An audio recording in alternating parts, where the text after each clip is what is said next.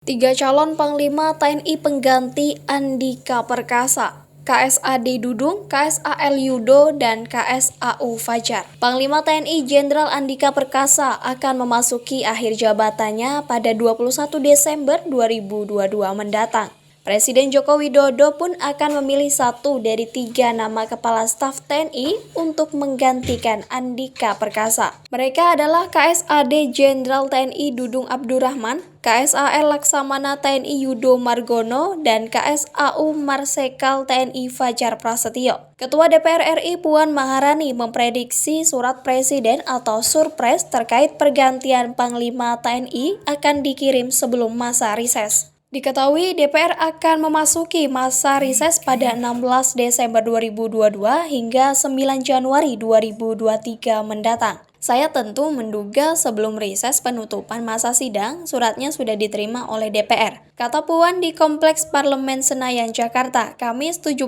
November 2022. Dirangkum dari tribunnews.com, berikut ini profil 3 calon Panglima TNI pengganti Andika Perkasa. Yang pertama ada profil Dudung Abdurrahman. Dikutip dari kompas.com, KSAD Jenderal TNI Dudung Abdurrahman lahir di Bandung, Jawa Barat pada 16 November 1965. Ia merupakan lulusan Akademi Militer tahun 1988.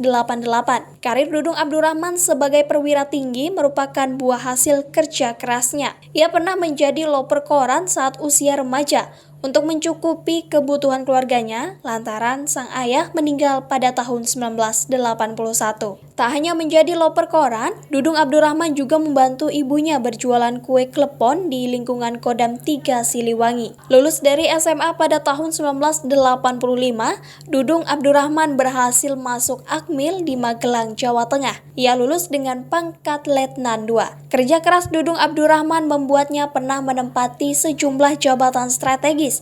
Di antaranya adalah Wakil Gubernur Akmil tahun 2015 hingga 2016, Staf Khusus KSAD tahun 2016 hingga 2017, hingga Pangkostrat tahun 2021. Dudung Abdurrahman juga pernah menjabat sebagai Pangdam Jaya pada tahun 2020. Ia saat ini menjabat sebagai KSAD menggantikan Andika Perkasa yang dilantik menjadi Panglima TNI. Yang kedua ada profil Yudo Margono.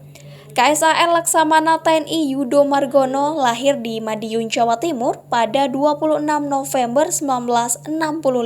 Dikutip dari tribunnewswiki.com, Yudo Margono merupakan lulusan Akademi Angkatan Laut tahun 1988.